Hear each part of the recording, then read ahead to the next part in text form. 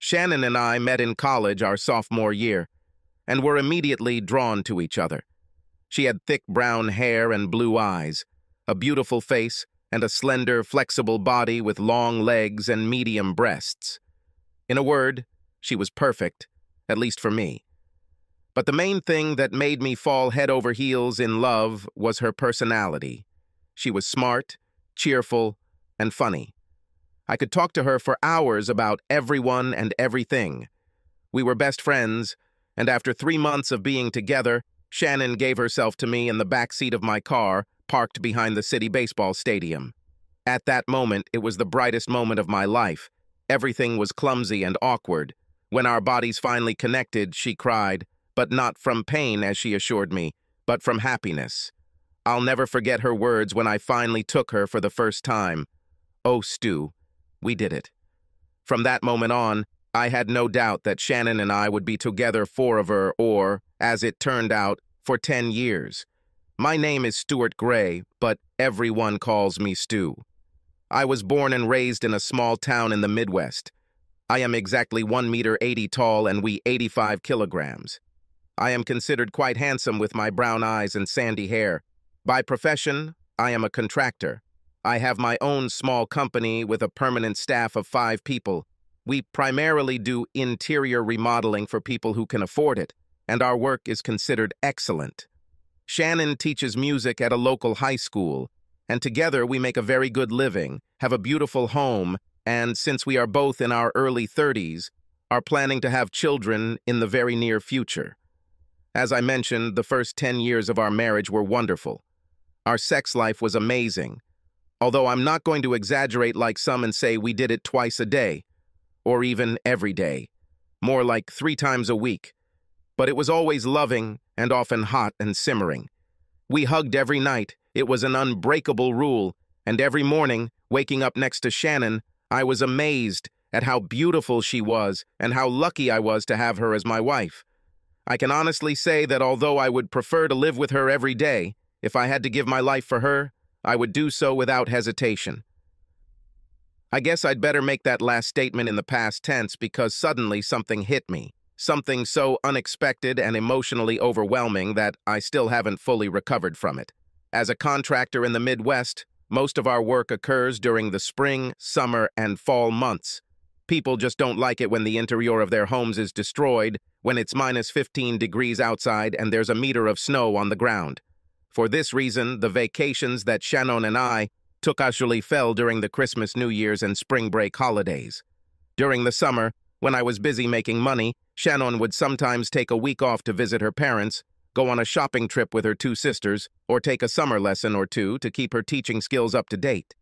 Every winter, our favorite trip was somewhere warm. So in the winter of our collapse, we chose an all-inclusive spa hotel in the Bahamas. 2 weeks in paradise for the 2 of us to reconnect in body and spirit. However, I soon realized how wrong this thought was. First, I must explain that before Shannon and I boarded the plane in Minneapolis, I not only had no idea, but I would have called anyone a liar and spat in their face if they dared imply that there was anything wrong with our marriage. That's not true. We were the perfect couple, so madly in love with each other and deeply connected in every way that it was as if we were one person fused from 2 bodies. Our union was so strong that nothing on earth or in heaven could come between us. I guess I just forgot that there was also a hell, and although I didn't know it at the time, I was teetering on the edge, ready to fall into the molten abyss. My first inkling that something was wrong came when I checked in at Minneapolis-St. Paul International Airport. The line was long, with many trying to trade the extreme cold for the tropical warmth, and as Shannon and I stood in line to go through the scanners, I noticed a man in line next to us staring at Shannon. This was nothing unusual. My wife is a stunning woman, and men often give her slightly lustful looks. But here it looked different, as if he was trying to get her attention. I wanted to know more, so I pretended to look at my boarding pass while watching the guy out of the corner of my eye. His glances in her direction were, to put it mildly, furtive. But then I caught Shannon's quick glance at him and a slight wave of her hand, as if she was saying, "Not now." He smiled and nodded, and I almost threw up my breakfast. I was stunned. It was at that moment that I realized that these 2 knew each other. How well, I didn't know, but this realization raised all sorts of warning flags. While we were passing through security, I carefully watched both of them, but there were no further attempts to establish contact from either side. I know I became very quiet, but for some reason Shannon didn't seem to notice. I guess her mind was somewhere else. I hoped that this man, whoever he was, would not be on our plane. But as soon as we sat down and took our seats, I realized that I was mistaken. He was sitting in the aisle about 15 rows in front of us. Another thing that struck me as odd was that Shannon decided to take an aisle seat in a row. This had never happened before. She always wanted to sit by the window, but not this time. I asked her what was wrong since I had pre-registered her for a window seat, giving myself the middle seat, but she just said that her breakfast didn't agree with her and she didn't want to bother anyone if she had to use the restroom. I asked the woman sitting on the aisle if she would mind switching to a window seat, and when I told her about my wife's stomach problems, she readily agreed, and the exchange was made. I don't usually have trouble sleeping on planes, and the long flight between Minneapolis and Miami provided me with that opportunity, but in my state of heightened anxiety on this flight, I couldn't fall asleep, even though I tried to pretend I was. We put our things in the overhead locker, and Shannon put her purse under the seat in front of her. Once we were airborne, I took out my twin's baseball cap, pulled it over my forehead, and pretended to fall asleep. I left myself enough room to follow Shannon, and after 15 minutes, she looked down at me. As soon as she was sure that I was asleep, she got up and walked down the aisle to the toilets. I moved in my seat so that I could see the entire aisle and noticed that, passing by a place occupied, as I now assumed, by her acquaintances, she extended her hand, as if in order not to lose her balance, and briefly touched the guy's shoulder. More proof that there was something between them, and it wasn't just a coincidence. I noticed they weren't looking at each other, and Shannon headed further into the restroom. When she came out a few moments later, she looked straight at him, and he stood up and walked towards her. When they met in the passage, instead of one of them moving to the side to allow the other to pass, they looked at each other and stopped for a moment. He put his hand on her waist, she touched his chest for a second and spoke to him. They both smiled warmly, and as she headed back to her aisle seat, his hand slid down her butt, making Shannon smile again. That was all I needed to understand that these two had known each other for a while and were obviously close on some level. At the same time, it hit me like a ton of bricks that my wonderful marriage was in real danger and could very well end. I suddenly felt so sad that I had to turn away from Shannon as she sat down and fastened her seatbelt. How could she do this to me? To us? How long does this last? Who is this man and how far have they come in their relationship? I spent the rest of the flight trying to make some sense of everything I saw and praying that when we boarded our flight to Nassau, it wouldn't be there. But somehow I already knew it would be there. To my chagrin, I was right. As soon as Shannon and I boarded the plane, I saw him sitting 5 rows behind us. He was reading the logbook and did not pay any attention to us when we took our seats. Shannon, who was apparently no longer suffering from stomach problems, took her usual seat by the window. The flight to Nassau was uneventful, and upon landing, we collected our luggage, rented a car, and headed to the hotel. While I was driving, Shannon was typing something on her phone. "Who are you writing to?" "Oh, just my mother and sister. I told them that we had arrived." "Yes, maybe so," I thought, "but I would really like to see for myself. Isn't it strange that when suspicions begin, they are like a snowball?" Our room was beautiful, with a balcony overlooking the ocean and one of the pools. As we unpacked, I realized I had to make a statement to get my wife back. So I walked over to Shannon, hugged her, and kissed her neck. "Do you know how much I love you?" Shannon turned to face me and lightly pecked my lips. "I love you too, baby," she said. A strange light appeared in her eyes, as if she were not next to me. Goosebumps ran across my skin. "You know that I would never do anything bad to you, right, Shannon?" She shuddered slightly. "I know that, Stu. And I know that you would never harm me or our wonderful marriage," I told her, and she shuddered again, and I saw tears appear in her eyes. "Of course, Stu. You know I won't do that." But she couldn't look at me while she was talking. She just looked at the floor. And then I realized that Most likely, I had lost the battle. If she hadn't done it before, now I knew she would soon give herself to another man. I let her go and quickly walked to the bathroom, hoping I wouldn't lose her before I got there. I sat in the bathroom for a few minutes, coming to my senses and asking myself the same questions over and over again. How did it happen? What did I do to push her into the arms of another man? Why didn't I notice anything weeks or months ago? But most importantly, what can I do to stop her from completely destroying us? Or is it too late? I washed my face and left the bathroom. Shannon stood there with a strange expression on her face. "Oh my God, Stu, I just got my period and I didn't bring any tampons with me." "What?" I asked. "I just got my period, Stu." "But you only experienced them a week ago? How could they start again?" "I don't know, but sometimes this happens. Maybe it was the excitement of the holiday. I need to go to the store and buy tampons." And she left, closing the door behind her. My first thought was that maybe this was a good thing. This will slow down the romance between her and her boyfriend, whoever he is. My second thought was, wait a minute, this just can't be true. In all the years that we lived together, this had never happened to her. She was on pills and her periods were always regular, like clockwork. Then why would she make all this up? Unless she decided that my period would prevent me from insisting on sex so that she could devote all her love and passion to her new man. This is how it should be. And if so, then she is not the woman I married.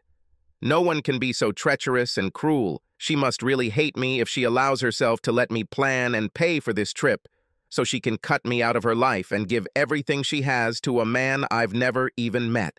I felt completely lost, like I was losing my mind. Who was this woman whom I loved with all my heart for over 10 years? Looking around the room, I saw that she had left her cell phone next to the TV.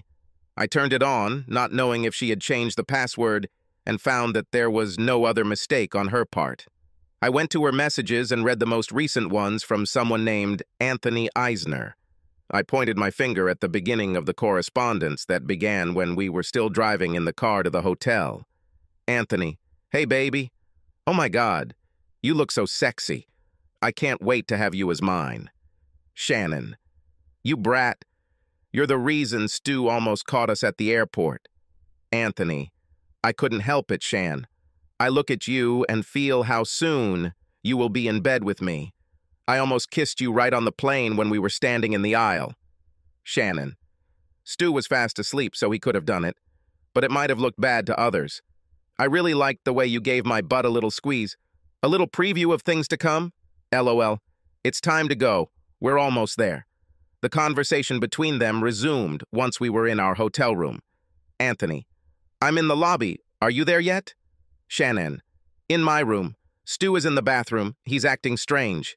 Anthony, "What's the difference? When are you going to give up Stu boy so I can have you all to myself?" Shannon, "I told you from the very first time we were together that I couldn't and wouldn't do this, Tony. Stu is a wonderful husband. He loves me, cares for me, and gives me a standard of living that you could never offer." Anthony, "But I'm better than him in bed." Shannon, "Oh God, yeah, no one can do it like you, baby, you know. But no matter how good you are, believe me, you are the best. But I need more than just your hot sex. And that's what Stu gives me. Stu and I are getting ready to have kids, so the next 2 weeks are just for you, baby. I told Stu I'd stop taking the pill when we got home, but I actually stopped taking it almost 3 weeks ago. So now you have a chance to give me your child. If you can make me a baby in the next 2 weeks, we'll have it, and Stu will raise it thinking it's his." Anthony, "You're so obscene, Shan, but I love it. I'll make a baby in your sweet belly." Shannon, "God, you're making me wet. I can't wait to feel you inside me." Anthony, "What about Stu boy? How do you know he won't beat me in the next 2 weeks? Shannon, "Because he won't have sex with me, stupid boy. I will tell him that my period has started again and, oddly enough, it will continue the entire time that we are on vacation. LOL. Anthony, "Are you sure he'll buy it?" Shannon, "Of course. He loves me and knows that I would never lie to him. Besides, when we return home, I will compensate him for everything." Anthony, Damn, he's so stupid. He's such a loser. Shannon, stop calling him that or you'll lose and lose me forever. Anthony, we both know you won't let that happen. You need my sex too much. Shannon, that's true, but I still don't like it when you say things like that about Stu. He is a good guy.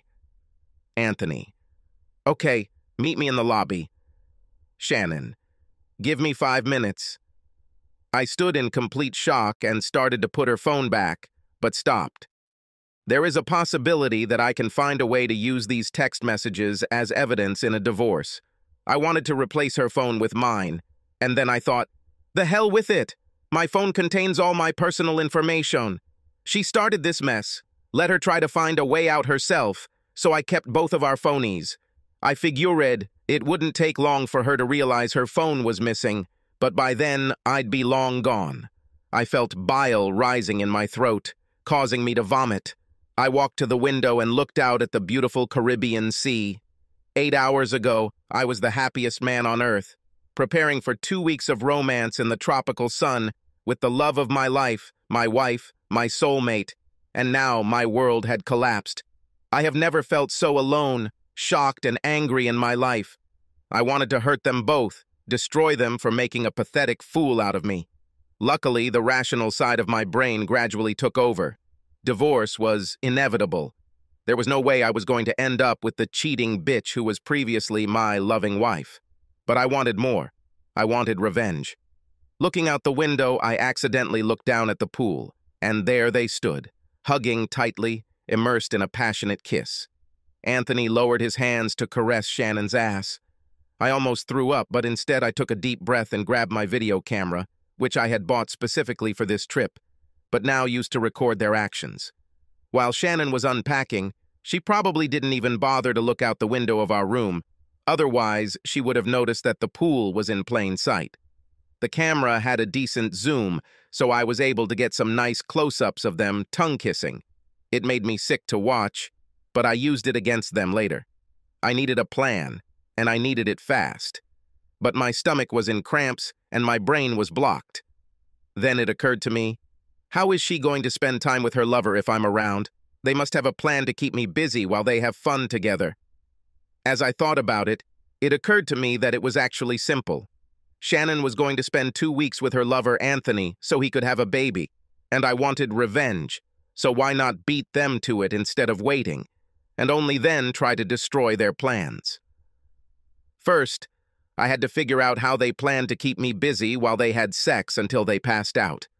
I was still filming the video when I saw them kiss one more time, and then Shannon quickly turned and walked away.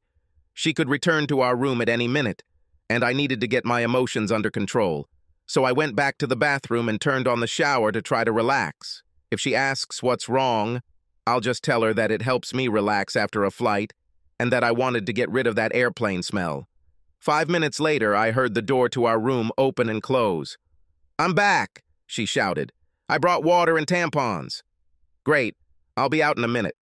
"Why did she bring us water?" "Bottled water is provided in all rooms at the resort." And then, it suddenly dawned on me. She plans to drug me with illegal substances. Now my mind was feverishly figuring out how to deal with this. If I don't drink the water she bought me, she'll know I'm suspicious. If I drink it, and she is poisoned, I will pass out, and she and her lover will go to his room. What should I do? I turned off the shower and dried myself slowly, wondering how to deal with this. Then Shannon knocked on the door. "Are you okay? You've been there for quite a long time." Her voice was filled with worry. I couldn't help but wonder if she was worried about me or about being late for her big date. My anger began to rise again, but I tried my best to maintain my composure when I opened the door and saw her standing by the bed, drinking from a bottle of water. She handed me another bottle, and I noticed that it was already open. "With this climate change, we need to stay hydrated." She looked me in the eye and quickly turned away. I took the bottle and pretended to take a long swig as I turned and walked back to the bathroom. Quickly but quietly, I spat the water into the sink and emptied the bottle.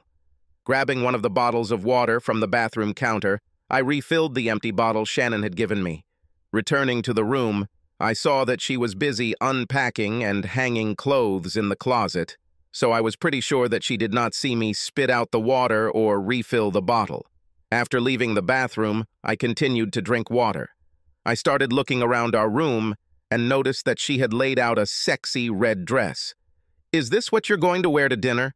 It seems like a waste of time if we can't have sex. You know how much this dress excites me." As I said this, I realized that she was dressing for him, not for me. "Well, since I brought it with me, I can put it on," she smiled. "Aren't you tired from all this traveling?" "Must be tired." Bingo, I thought. That bitch actually poisoned my water. But how should I play this game? I needed more proof of their affair, so I pretended to be sleepy. I took another sip of water, then let my eyelids droop a little, as if I was tired. In fact, I felt like I had just drunk several cans of Red Bull. My heart was pounding wildly in my chest, and it took all my self-control to pretend to be sleepy. "Now that you mention it, yeah, I'm a little tired." "What time should we be ready for dinner?" I asked, slightly lazily. "Seating will not begin until a couple of hours later. Why don't you lie down and get some rest? I'll wake you up when it's time to get ready." She said this with such sincerity that I almost believed it. I yawned. "Okay, honey, it won't hurt me to rest. Just don't let me sleep for long. I want to spend as much time with you as possible. I love you so much." I saw her flinch as if I had touched a nerve. "I love you too," she said with less conviction. I lay down on the bed and began to move very slowly, as if I was falling asleep. Soon I was snoring softly and heard Shannon take out her phone to make a call. "Hey, it worked. He passed out. How long will this keep him asleep? So we have the whole night ahead of us? I can't wait until we have passionate sex." She giggled and I almost choked, but was able to maintain the illusion that I was dreaming. "Meet me in an hour at the Sandpiper bar. I want to freshen up a little." She giggled again. "You're so bad. I can't wait, love. Bye." She hung up and started getting ready for her big night. I watched her, eyes barely open as she picked out her panties, a thong, of course, and a push-up bra. What a bitch. Once again, my anger grew within me while I tried my best to act unconscious. She continued to get ready, then went to the bathroom and turned on the shower. I knew she would be there for a good 10 minutes, and as soon as I heard the shower door close, I quickly stood up and headed straight for her purse. I started looking for sleeping pills or whatever she put in the water bottle she gave me. I came across a bottle of pills that had no label on it. I opened it and found about a dozen small whitish capsules. This must be what she put in my water, so I carefully shook out about half a dozen pills and put the bottle back in her purse. I then grabbed a paper napkin, wrapped up the pills, and put them in the pocket of the shorts I was wearing. I quickly returned to the bed just as I heard her turn off the water in the shower. I made myself comfortable and continued my sleep while she finished getting ready for the date. It took her another 45 minutes to get ready, but as soon as she was out the door, I got up and got dressed as quickly as I could. While I was lying there, I had time to develop a plan. First, there needed to be more video evidence that they were together. Secondly, ruin their plans for the rest of the trip. I didn't know how to do it, but I knew that eventually both would end up in a world of pain. Third, go home a few days earlier than our trip was supposed to end and the divorce proceedings began. I wanted to attack Shannon before she could do anything to stop or slow me down, like emptying our bank accounts and canceling all our credit cards. No, I will do this, not her. After getting dressed, I grabbed the video camera I had used that day and ran out the door. This camera could perform well in low light, or so the advertisement said. I was going to find out as I walked to the bar. The hotel wasn't that big and only had 2 bars, both ocean views, but the Sandpiper was larger and had a dance floor. I managed to find a strategically advantageous spot behind some low palm trees that gave me a full view of the bar, but at the same time, far enough away that I could not be seen. The zoom lens on the camera gave me a very good picture. It wasn't too crowded, making it easy to spot my prey. She was wearing that damn red dress that I love so much. It made me burn with anger and hatred. He wrapped his arms around her, and it took all my self-control and willpower not to run up to the bastard and beat him to death. No, I had to remind myself that I was here to get evidence, not to end up in jail. I started recording how they behaved in the Caribbean, like two lovers. They laughed, touched each other, and kissed like lovers, like Shannon and I earlier. After about an hour, the DJ started playing some music, and they started dancing. After watching them on the dance floor for another hour, I couldn't take it anymore and was about to go back to our room, my room, alone. Then I noticed that they were leaving the dance floor quite quickly. I carefully followed them, trying to keep my distance so as not to be noticed. As I followed them, they stopped from time to time to kiss and caress each other, and I recorded their actions. They soon reached his room, located at the back of the hotel. It was smaller than ours and was located on the first floor, from where there was no view of the ocean. This guy must be on a budget, I thought. They entered his room and I quickly moved closer to see if I could look inside. Luckily, the curtains weren't completely closed and the window was slightly open, so I could hear their conversation and was able to record everything that was said. This guy probably likes to see who he's having sex with because he left the light on. They started kissing and undressing each other while I videotaped every moment of their connection. Once they were both completely naked, I noticed that this guy was well endowed, but that was no reason for her to cheat on me or let this asshole impregnate her and force me to raise the little bastard as my own child.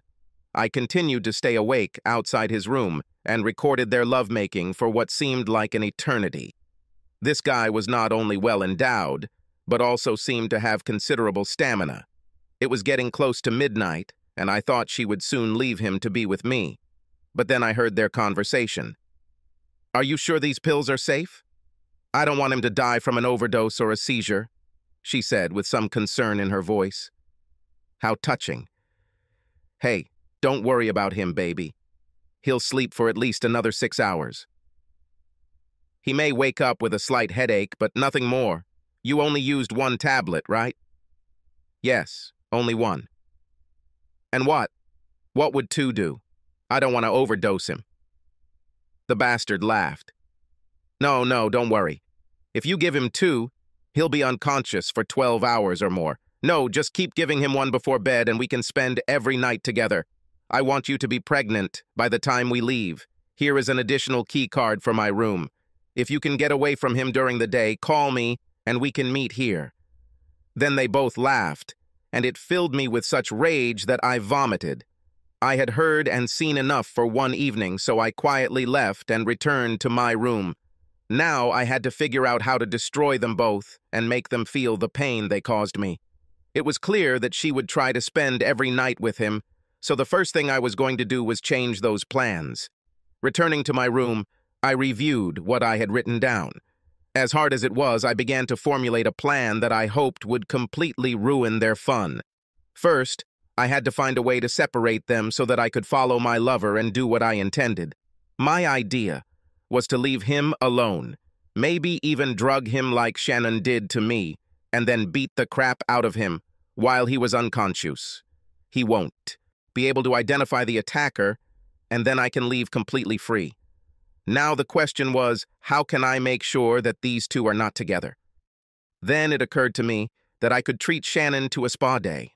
The hotel had a spa that offered massages, facials, and even cosmetics. It was easy enough to buy a package and then give it to her as a surprise to show her how much I love her. If she tries to refuse, I will say that it is non-refundable, thereby placing a huge amount of guilt on her to force her to still go, like she did to me in the past. There is no way she can refuse my gift, and it will keep her busy for at least a couple of hours. It will be enough for me to give my lover the spanking he so generously deserves. I changed back into shorts and went to bed. As I lay awake, all I could think about was the two of them and how I was going to kick that bastard's ass. It was about 5 in the morning when Shannon finally returned to the room. She quietly changed her clothes, climbed into bed, and snuggled up to me. I wanted to push her away again, but I remained motionless, as if I was sleeping, and waited for the right moment to wake up. Shortly after 7 in the morning, I began to stir and pretended to slowly wake up.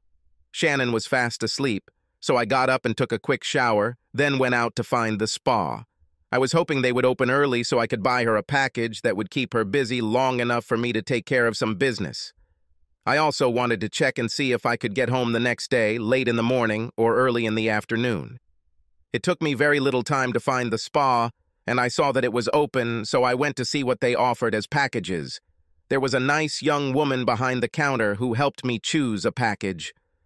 I was more interested in how long the therapy would take, rather than what it was intended to do. Having chosen one that took about 3 hours, I asked what time it could be booked for. The woman checked her computer and said that the first available slot she had was 2 o'clock in the afternoon. I thought for a while, then decided to buy it and surprise my wife. That done, I headed out to explore the area, deciding that Shannon needed some sleep, as her time with her lover the previous night had probably left her tired. Around 9 in the morning, I returned to the room and found her still fast asleep, so I rummaged through her purse and found her phone. I checked her text messages and read one from him that he sent in the last hour. Anthony: "You were great last night. Any chance you could escape Stu for some afternoon fun?" My anger returned, but I held it in. I was doing well, but now I knew the end was near. Shannon started to stir, so I put her phone back, walked over, and gently kissed her forehead. "Good morning, sleepyhead. I'm sorry about yesterday, for falling asleep so suddenly and ruining our dinner plans. But I have a surprise for you." She smiled and yawned. "What kind of surprise?" "I booked you a spa day as an apology for last night and to show you how much I love you." Even in my half-asleep state, I noticed how she shuddered slightly, and uncertainty appeared in her eyes. At that moment, I realized that she doubted whether she really loved me. I looked into her eyes. "Everything is fine? Or don't you like my gift?" "Oh no, I like him. I just wish you had asked me first." She smiled faintly. "If I had done that, it wouldn't have come as much of a surprise to you.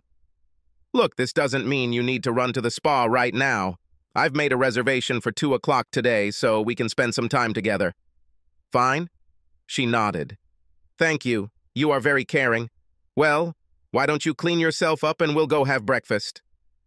I got out of bed when she sat up. "Okay," she said, also getting up, grabbing her purse and going to the bathroom. I already knew what she was up to, but I didn't want to make her suspicious, so I went to the window and saw an interesting sight. Anthony was standing by the pool, chatting with 2 young women and looking at his phone. Then I saw him typing, and suddenly he put the phone away. She must have told him about my unexpected gift, but he didn't seem too upset. His attention soon returned to the 2 women, who seemed to be laughing happily at something one of them had said. Then he waved his hand, and all 3 disappeared from my sight. Although it occurred to me that maybe Anthony was making other plans in case Shannon couldn't provide a little afternoon entertainment. This can be very helpful. About an hour later, Shannon and I were standing at the buffet, filling plates. Well, I was the one who filled mine, and she only took fruit and coffee. "Are you hungry, baby? Is it because of your period?" I asked. Yes, that must be so. I really don't feel like eating." She got distracted. I couldn't help but wonder what Anthony wrote in his message because it seemed to bother her. Well, it didn't really matter since my plan seemed to be having the desired effect on them, or at least on her. After breakfast, we decided to walk along the beach and look at the ocean. I took my camera with me and photographed the beach, palm trees, and Shannon. She smiled politely, and I said how beautiful she was and what a wonderful mother she would be. And then she shuddered. An expression of uncertainty and guilt appeared on her face. "What happened, baby? Are you okay?" I knew that a feeling of guilt was beginning to gnaw at her. "No, I'm fine, just a little tired. Would you mind if I went back to my room to take a nap before my spa visit?" "Sure, no problem. I know it's not much fun to be on vacation and suddenly get your period. Go lie down and we'll see you in your room after your spa treatment. I'm sure they will do you good." She turned and walked back to the hotel without even kissing me goodbye. Well, soon I'll give her a kick in the ass. Now all I had to do was find Anthony and make him pay. Continuing to walk along the beach, lost in my thoughts, I saw 2 couples walking towards me. The women I recognized were the 2 who had spoken to him this morning. Now they were with two very large guys who looked like they could be the Vikings quarterback. As I got closer, I began to hear their conversation. "Come on, baby. Don't be like that. Did you know that Dave and I wanted to go deep sea fishing, and they had 2 spots available? We'll be back before dinner. Yeah, it's always like that. You guys go off and do whatever you want while we're hanging out here at the hotel. Baby, there's a lot you could do here. Go to town for shopping, relax by the pool or on the beach. Heck, you could even use the gym they have here." "Are you saying that I'm fat? Is that what you mean?" "No, baby, that's not what I meant. It's just that you could do a lot of things here. That's all." As they passed me on their way back to the hotel, I had already realized that he had lost the battle, but I still continued to beg for his desire, but to no avail. After wandering around the beach for a while, I decided to go back and see if I could find out how her lover was doing. I was afraid Shannon missed her spa visit and would be with him, but if that was the case, maybe I could get some more videos of the 2 of them together. I wandered around the hotel for over an hour and then ended up in front of Anthony's room. I heard voices coming from inside, but not Shannon's voice. I carefully prepared my camera and walked closer to the window. It was very risky because it was daytime, and more people could pass by and see me. I decided that the best thing to do would be to mount the camera on an outside windowsill, pointing into the room, and just let it record on its own. Once the camera was set up, I walked down the path and found a spot where I could watch his door and see who was coming out. Time seemed to drag on forever, but my calm was rewarded. The 2 women I saw with Anthony this morning at the pool and then again at the beach, with those 2 guys, came out of his room. They were all smiling and giggling as if they had some secret in common, and it was hilarious. As soon as they left, I went and grabbed my camera and headed back to my room. Shannon wouldn't be back from her spa treatment for almost another hour, so I had time to review what I'd written down there. Returning to my room, I pulled out my laptop and downloaded all the videos I had recorded since our arrival onto it. It was mostly Shannon and the idiot, but then I watched what I just recorded when those 2 girls were in his room. It looks like they found something to do while their friends were deep sea fishing. Anthony talked him into having a threesome with him. It was like watching some second-rate adult movie. He had sex with one while the other watched and played with herself, and then the girls switched places, and so on in a circle. At that moment, another idea struck me, and if I could time it right, I would return home while Shannon would be here trying to figure out what the hell happened. I knew that tonight she would probably try to drug me again so that I would repeat the performance and let her think I was a knockout. Then, if I'm lucky, she'll also meet Anthony at the bar, dance and drink before returning to his room. If I managed to slip one pill into their drinks towards the end of the night at the bar, they'd be passed out by the time they got to his room. The timing has to be perfect, but in life, rarely does anything that is planned go perfectly. The second part of this plan was to make a DVR copy of Anthony's latest conquests. I have to say that I was a little jealous of this bastard who managed to convince 2 very attractive women to have a good time in his room. I had several DVR discs and made 2 copies of his day's exploits, so now I just had to figure out which rooms to leave them in. I also made a copy of everything I had recorded up to this point on another DVR, so I could have some insurance. I went down to the front desk and was able to send the disc to my brother Frank's home with a note asking him not to play the disc or let anyone know that I had sent it to him. This was in case my plan failed, or Shannon and Anthony also found out what I was up to and wanted to hurt me. If they kill me, then at least the disc that I sent to my brother will show the authorities who is behind it. After checking the time, I saw that Shannon was about to finish her treatment at the spa, so I decided to take a quick walk around the hotel to see what rooms the 2 women and their boyfriends were staying in. I'm sure their boyfriends would be more than a little interested in what their girlfriends were up to while they were deep sea fishing. Soon I saw the 2 women I was looking for rise from the pool with towels in their hands. When I followed them, I learned that they were returning to their rooms and, of course, I watched them enter different rooms next to each other. This solved one part of my plan. Now, if everything goes as planned and Shannon and Anthony follow the same pattern as last night, By tomorrow morning, I could completely ruin the rest of the trip. I went back to my room to call the airline to find out when the earliest flight was the next morning. The best they had was a 10 a.m. flight, which was later than I had hoped, but I booked it anyway. Then returned to the front desk to advise that my wife and I would have to leave the next morning due to an emergency at home and that we would be checking out of the hotel at 8 in the morning. They sympathized with me and wished me all the best, and I thanked them and headed back to the room. Now I was fully committed to my plan, come hell or flood. If things don't go as I hoped, I'll still hop on a plane in the morning and get home before Shannon. At least I can ruin everything for her before she gets home. But if by some miracle everything goes according to my plan, she'll be stuck here for days, maybe even weeks, before she gets home, which will give me time to really ruin her life. The plan was quite simple. First, let Shannon think she drugged me, and I'll pretend to fall asleep so she and Anthony can spend the evening together.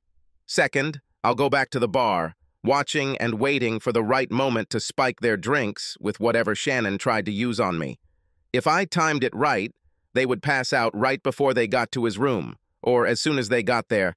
Again, the timing had to be perfect. Third, once they're in the room, I'll go in, take Shannon back to our room, and then come back and give Anthony a good cleaning. I'll take his wallet, his cash, his passport, his credit cards, his clothes, everything he brought with him.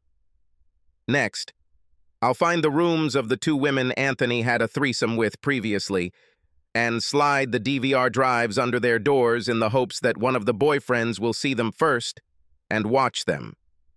I'm sure they won't be too happy to see what their girlfriends did while they were away. Anthony's license plate is clearly captured on video, so I'm sure they won't have any problems finding him.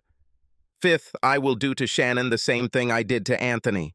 I'll take everything she brought with her on the road and leave her nothing except clothes and a purse. I'll leave a little note in her empty wallet so she knows who's to blame. So now everything was ready and all I could do from now on was wait for the players to make their moves. Shannon returned to her room at 5:30 in the evening, looking more relaxed and radiant than ever before. It hurt me to think about how she ended our marriage and how I would never be with this beautiful woman again.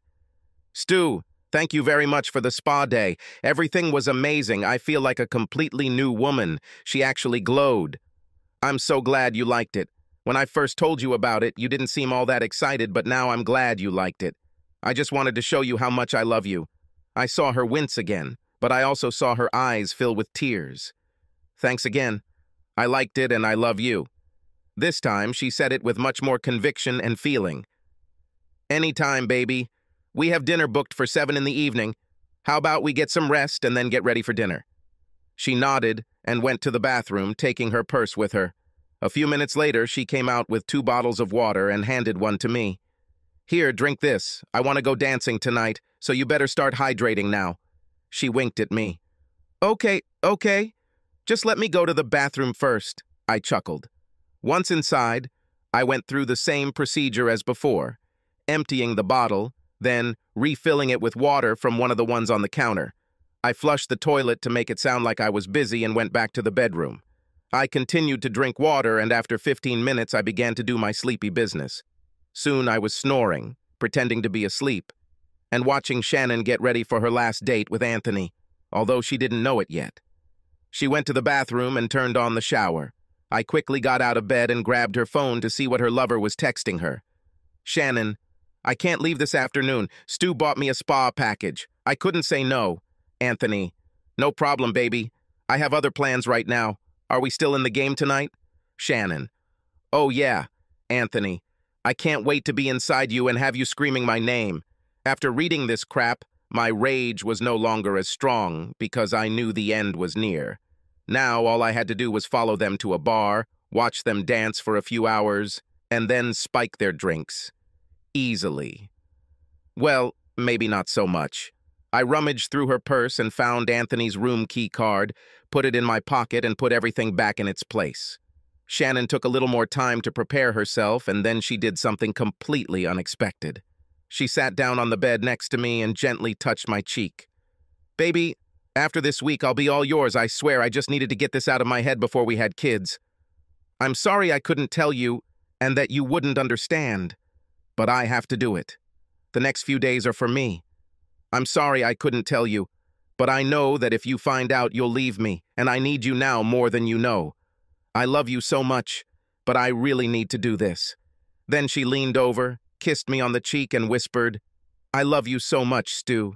At first I thought that she might have realized that I was awake, but then I realized that she was trying to relieve her own guilt. But it was too late for that. Soon she was fully dressed and walked out the door. As soon as the door closed, I jumped out of bed, got dressed, and wasn't too far behind her. They again found themselves in the same bar as yesterday. There were more people there than last night, and I even saw 2 women and their boyfriends from the beach. If my plan works, they won't be together by the next morning. I found myself in the same place I had been the previous evening, so I made myself as comfortable as possible and, using my trusty camera, began recording the events of the evening. The evening went as I expected, and soon both were sitting at the table, talking and laughing. It was already late, and I realized that the time was approaching when I would need to drug them with sleeping pills. I quickly walked towards the bar, making sure none of them could see me. Once there, I found an empty seat next to where the waitresses place and fill drink orders. Once seated, I ordered a beer, keeping my eyes on them to make sure they didn't notice me. As I watched them, I noticed a waitress stop at their table to take their order. After receiving it, she immediately returned to the bar and told the bartender what she wanted. I was lucky that this was her only order. I listened to what she said to the bartender, and then when he walked away to fill the order, I called another bartender over and ordered the exact same drinks. The first bartender placed drinks on the waitress's tray. She was distracted while talking to another waitress. My drinks were brought.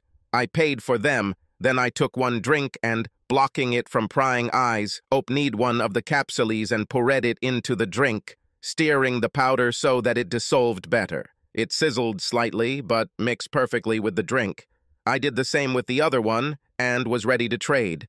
With a glass in each hand, I began to push past the waitress, keeping myself between her and the bar so I could make the exchange. I was quick, and fortunately the bar was crowded enough that no one noticed my actions. I moved away from the waitress and turned around, giving her the opportunity to take the drinks to the happy couple. I just as quickly walked away from the bar and returned to my place in the distance to watch and wait. The waitress brought them their drinks, and I watched, hoping I had timed it right. It was just after 1 in the morning, so if the medicine worked as I hoped, they would be unconscious until 11 in the morning or so. It would be great if they got to Anthony's room before they passed out. They sat sipping their drinks, and I was starting to get nervous. What if they don't finish their drinks? Will they have enough drugs to create the desired effect? Then Anthony leaned over and said something to Shannon. She smiled, and they both quickly drank what was left and left the bar. God bless. I moved quickly to keep up with them as they seemed to be in a hurry to get back to the room. This time, as I followed, I noticed that Shannon began to stumble and seemed to be having trouble maintaining her balance. Anthony took her hand, threw it over his neck, and supported her with his arm around her waist. By the time they reached his room, Anthony, too, began to sway slightly. My timing of drugging their drinks was timed perfectly, so now all I had to do was wait for the full effect. By the time they reached his door, she could barely stand, and he was stumbling more and more as he walked. He fumbled for the key card and, after several unsuccessful attempts, was able to open the door and stagger inside.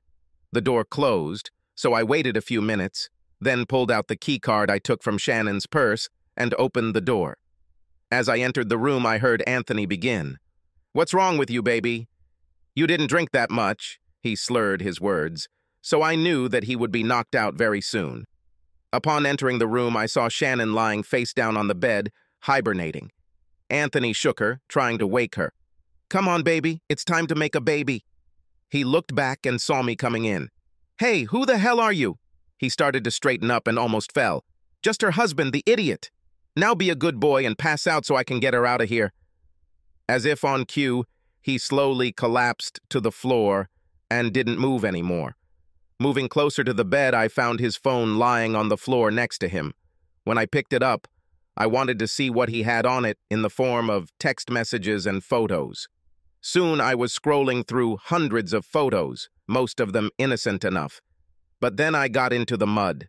He had a folder with dozens of images of women in various stages of undress, some performing sexual acts such as playing with themselves. I didn't recognize most of the women, but I did find a few nude photos of Shannon, as well as some of the same sexual acts. As I continued to look through the photos, I began to recognize some of the women as teachers from the same school Shannon taught at, as well as the wives of several male teachers. Well, this is interesting. It seems Anthony is a walker when it comes to other people's wives. Everything was going to end very ugly. I looked through his contact list to see who was there and decided that these photos, except my soon-to-be ex-wife, should be shared with everyone on his list. It took me a few minutes to tag and send all these photos to all these people, some of whom were the husbands of the wives he was photographing. When he returns home, an unpleasant surprise awaits him.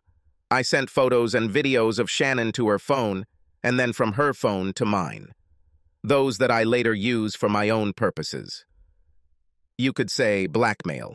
After turning off his phone, I started gathering all his belongings, clothes, toiletries, and all the other items he had brought for this trip, and just casually stuffed them into his suitcase. I also searched his pockets and took all his cash, wallet, credit cards, driver's license, and passport. I knew that without a passport, it would be very difficult for him to leave the island. After finishing filling his suitcase, I turned to Shannon. She was still lying face down on the bed, one leg dangling. I very carefully turned her onto her back, then picked her up and carried her to our room. Once there, I placed it on our bed and went back to the asshole's room to get all of his things, keeping his phone, wallet, and cash, as I felt like I should get some compensation. After going through his room, I wanted to make sure he had nothing to take with him. I even took his shoes off, and on the way back, I found a hotel dumpster, threw his suitcase and shoes in there and covered them with some garbage so they wouldn't be discovered. Returning to my room, I began packing my suitcase along with Shannon's suitcase, as I treated her things with the same care as I did Anthony's. I was going to leave her here with nothing but the clothes she was wearing, her purse, the tampons she needed, and her empty wallet, which only contained the note I left behind. As I finished packing, I noticed that it was already past 4 in the morning, and I needed to be at the airport by 9. Since Shannon finished her drink around 2 in the morning, she would be unconscious until at least noon. Anthony, I suspected, would come at around 10 o'clock in the morning, and I would be long gone before either of them woke up. There was one more thing I needed to do. Leaving the room, I grabbed the 2 DVR discs I had recorded earlier and headed towards the rooms where the 2 women and their boyfriends were staying. Very quietly and quickly, I slipped a disc under each door and returned to my room. There I looked at Shannon sleeping peacefully on the bed and was filled with a feeling of great loss and sadness. I wanted so much to have children with her, but she had other plans and I could not forgive her. I walked around the room to make sure I had everything packed, then grabbed Shannon's suitcase and walked back to the same dumpster where I had thrown Anthony's suitcase and added her suitcase. Returning to the room, I searched Shannon's purse to make sure it was empty, and there was no money, no credit cards, no passport. I wanted to make sure that it would be as difficult for her to return home as it was for Anthony. Sitting on one of the 2 chairs in the room, I was exhausted, but then thought about what my next move would be when I got home. First, empty our bank and debit accounts, and then cancel all our credit cards. Then, I will pack up everything I have and move it out of our house. I was sure I would need to find a storage unit to put everything in, but I didn't care. I just wanted to leave, get out of our house and out of this sham marriage. Before I knew it, I fell asleep, and when I woke up, it was already almost 7 in the morning. Pushing myself away from the chair I was sleeping in, I walked over to the bed, took one last sad look at Shannon, then carefully picked her up and carried her out of the room. I went down to the pool and left Shannon on one of the lounge chairs. Since I was checking out, I didn't want her to be in the room when they got there to clean it and prepare it for the next guests. Returning to my room, I grabbed my suitcases, and before leaving, I looked around one last time to make sure I had everything. I still had Anthony's phone, but then I had an idea. Back at the pool, I grabbed Shannon's phone and started sending all these photos and videos to everyone on her contact list, with a few exceptions. She had several nieces and nephews who were too young to see such things, but I was sure her mother, father, sisters, and colleagues would find them interesting. I went to the front desk and asked for a piece of tape, after which I took the battery out of her phone, put a very small piece of tape on the contacts, and put the battery back. It will look like her battery is dead. I also made sure it didn't have a phone charging cord. Without money, it will take her some time to get the phone to work. Just after 8 in the morning, I heard screams and screams. It was the voice of one of the 2 boyfriends of the women I saw Anthony with yesterday. Apparently, their soon-to-be ex-boyfriends watched the video I slipped under their door. "You are a pataskit. You can tell your family that the wedding is canceled, and I don't want to see you anymore. You'll find your way home yourself, bitch," one guy shouted to his girlfriend. The other guy just had a stone-cold expression on his face while his girlfriend pleaded with him. "Baby, please don't leave me. I said I'm very sorry." It was truly a stupid mistake. And besides, you paid him back in full. You are a traitor. Go back to your new boyfriend. He may have more, but I don't think he'll work as well now. He told her so coldly that I shuddered in fear. I wonder what they did to poor Anthony. Well, I guess I'll never know. The next sound I heard was the ambulance siren stopping in front of the building. The one I took to be the manager came out of his office and quickly led the orderlies along the path to Anthony's room. I really hoped he was okay. As people began to gather around to see what all the fuss was about, I quietly took a taxi and went to the airport. I turned on the phone and noticed a voice message. I turned on voicemail and listened to a message from my brother Frank. "Stu, what the hell is going on there? I received a ton of nude photos and some very detailed videos of Shannon. I mean, I know she's hot, but what's the big deal? You do not know? Call me when you receive this message." Arriving at the airport and waiting to board the plane, I called him back and explained the whole situation, how Shannon slept with Anthony while we were on vacation, and how she was trying to get pregnant with him. My brother was shocked and at first thought I was joking, but then I told him to look at the video more carefully. He said he was very sorry about what happened, and that if I needed anything I could call him. I thanked him, hung up, and soon found myself on my way back home alone. When I turned on Anthony's phone upon landing, I found a dozen voicemails and over 30 messages threatening to harm him. I guess the photos and videos I sent out weren't very popular. After receiving my suitcases, I picked up my car from the long-term parking lot and drove home. Along the way, I began to plan what to do next. Divorce was an option, but I knew that would mean she would get half of everything, and that just didn't suit me. She cheats and yet remains okay with the divorce. It was simply unfair. As I drove, another plan began to form in my head, and I began to make a mental list of what I needed and how to do it. She had ruined our marriage, so I was going to make her life a living hell. When I got home, I called my brother and asked if he could help me move my things out of the house in the next few days. I wanted to do this before Shannon returned to an empty house. Finally, I turned on the phone and found over 20 voicemails and over a dozen messages. Many of them were from Shannon's sister asking me what was going on and why Shannon wasn't answering her calls. Some of them were from other members of the Shannon family, mostly asking the same questions. I was somewhat relieved that there were no voicemails or text messages from Shannon herself. This meant she couldn't turn on her phone and probably didn't realize what had happened yet. I smiled at the thought that when she finally turned on her phone, she would see all the texts and voicemails asking her about those photos and videos she sent from her phone. She was in for a very rude surprise. My first order was to cancel all of our credit cards and transfer all of our money from our joint bank account to my personal one. I then started collecting all my clothes, as well as other personal items that I wanted to keep. All the gifts Shannon gave me over the years went straight into the trash unless they were worth something. Then I either sold them online or took them to a pawn shop. The home phone was switched off as soon as I arrived home, so anyone trying to contact me would have to call my cell phone. It was around 11 p.m. when I finally looked at my cell phone and saw several texts and voicemails from Shannon. She seemed to be able to get her phone working again. The first few messages were, "Where are you? Why did he leave and leave me here? Are you okay? I think I was robbed." Then the messages changed tone as she realized what had happened, and I'm sure she received multiple text messages and voicemails about the photos that had been sent from her phone to everyone in her contacts list. Why? Why did you do this to me? Couldn't we talk first? I simply ignored the rest of her messages, figuring it would only upset her more. The next day was eventful. I had no idea when Shannon would be able to come home, so I had to act quickly.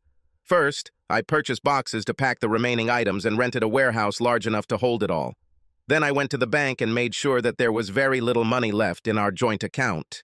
I transferred the rest into my business account, which I was going to close, take the money and run. But there was something else I needed to do before I could leave for good.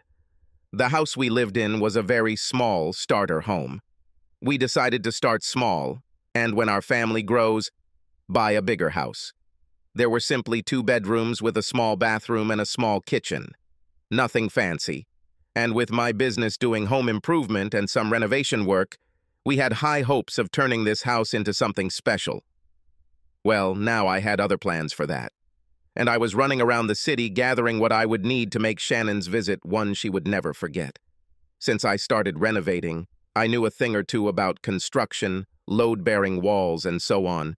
Armed with this knowledge, I was going to make some extreme changes to our home, just in a non-traditional way. Later that morning, my brother Frank showed up with his pickup truck, and after some discussion about my situation, we started loading his truck with all my stuff.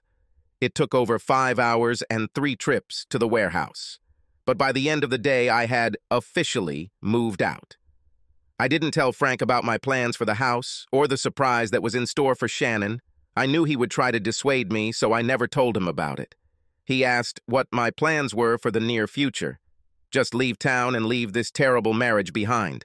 I'm not going to file for divorce, but when she returns, I won't be here. She may get the house, but that's all she'll get from me.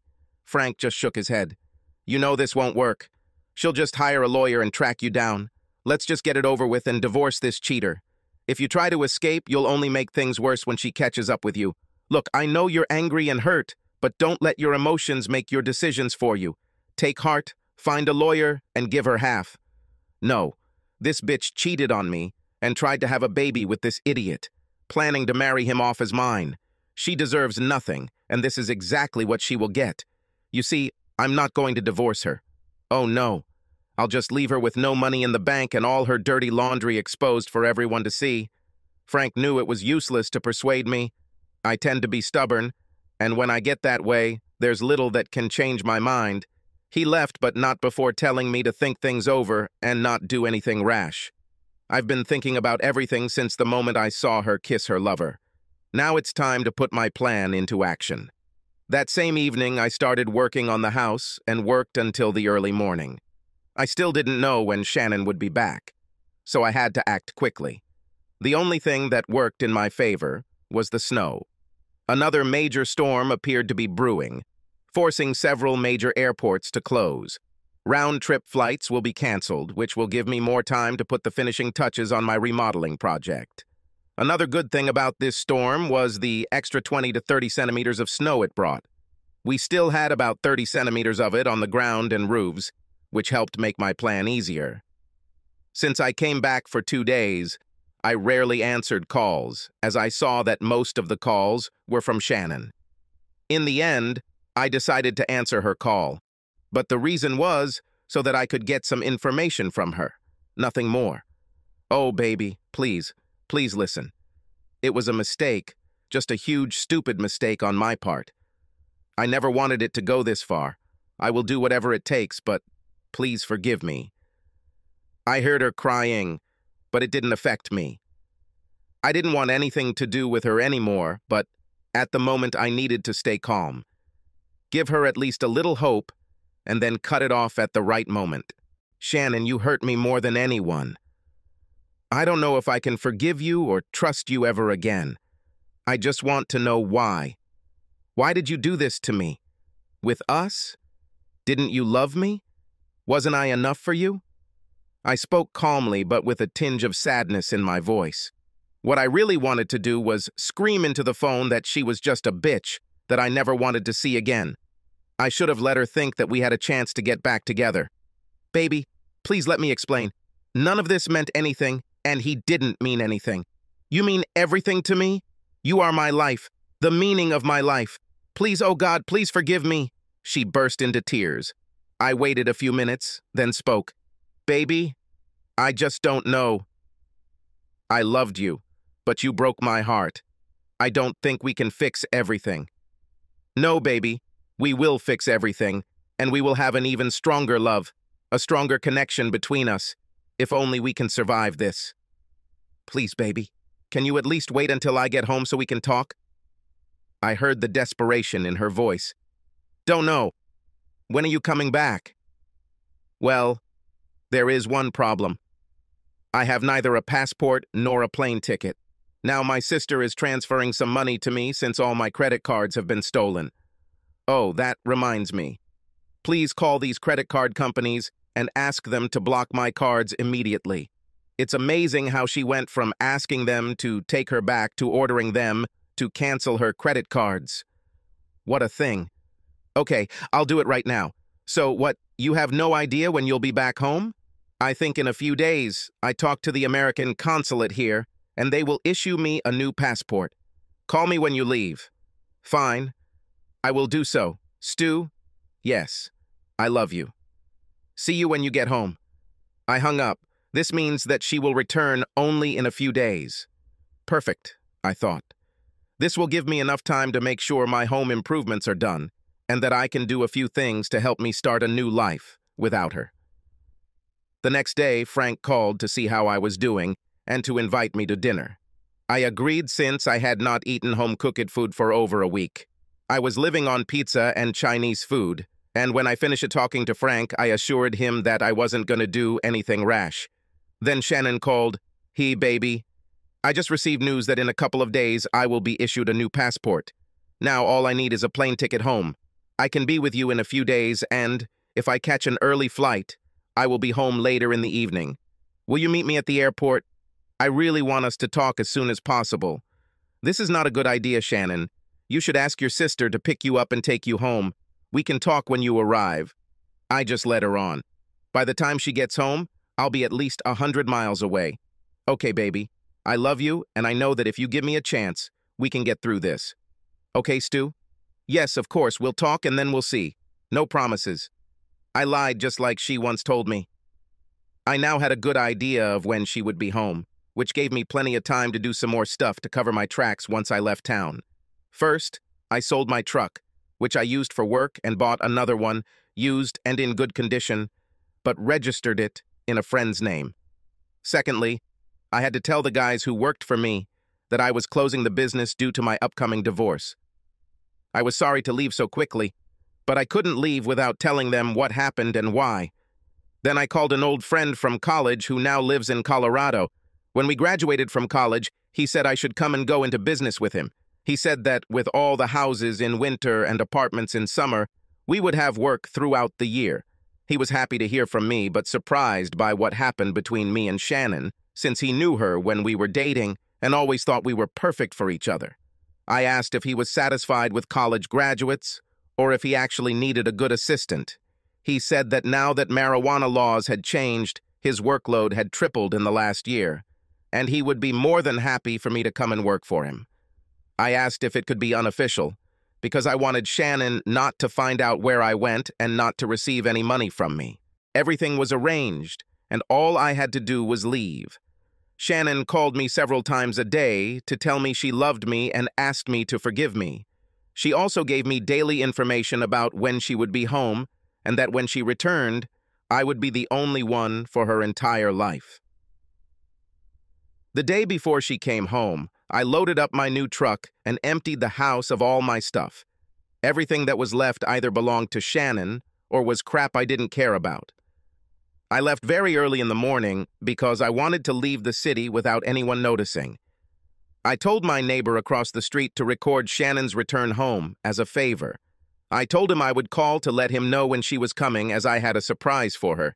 He had no idea what had happened or that she and I were having marital problems and happily agreed, saying that he would expect my call the next day. Everything was ready when I left the city and headed south to my new life without Shannon. It would take me at least 2 days to get to my friend's house, and by then Shannon would already be home. Along the way, I felt less angry and more at peace than I had the previous week. Ever since I saw Shannon and Anthony poolside together, I felt like my life had been flushed down the toilet.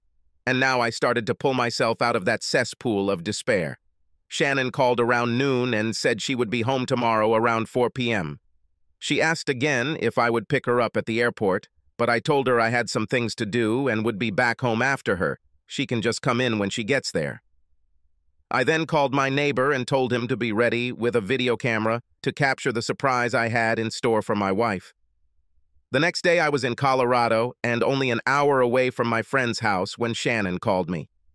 The house, it just collapsed, folding in on itself. It must be because of the snow. I had barely inserted the key into the lock and turned it when I suddenly heard a loud crash, and the roof fell in. "Oh God, our house is gone," she cried. Well, Shannon, don't worry. I'm sure your parents are still waiting for you in their room. As for me, I have already taken other measures," I said cheerfully. "What are you talking about? Our house is gone. How can you be so happy?" Now she was starting to get angry. Fine. My renovation went just as I planned. I arranged it so that the house collapsed in on itself when she unlocked the door. I set up temporary bracing in the basement and then used a chainsaw to cut off all the nails in the floor. The lock on the front door was connected to a switch that turned on a winch that I bought very cheaply at a pawn shop.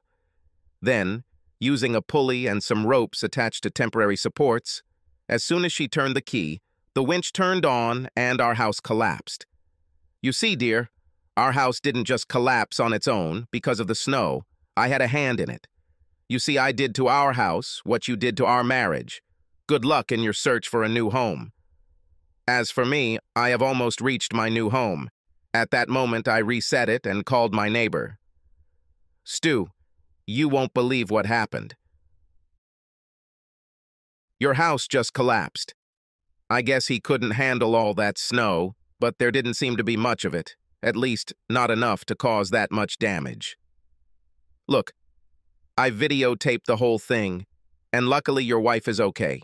She was trying to open the door when it all happened, and it was like bang, and it just fell in on itself. He was so excited. I told him to email me the video when he got a chance, and that I would like to keep a copy of it. After talking with him, I turned off the phone and continued on my way to a new life.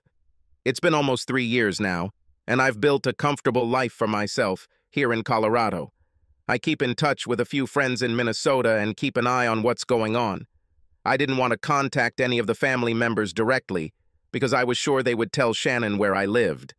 It looks like Shannon got her wish and got pregnant with Anthony's baby. For a while, she told everyone that the child was mine and that I could not remain a father, so I ran away like a coward.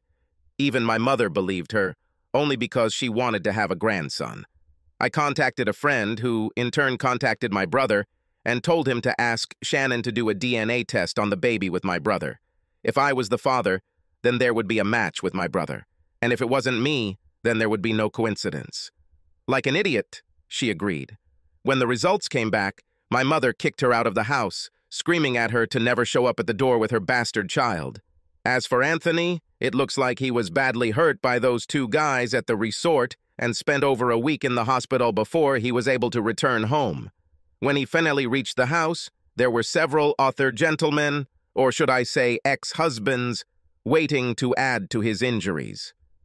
He has since left town for an unknown destination, but there are rumors that he can no longer have sex. I think his days as a dog are over. Subscribe to our channel so that your second chaff doesn't cheat on you, and go ahead and listen to the next story, because this story is nothing compared to the next one. If you're under 18, don't even think about listening to the next one.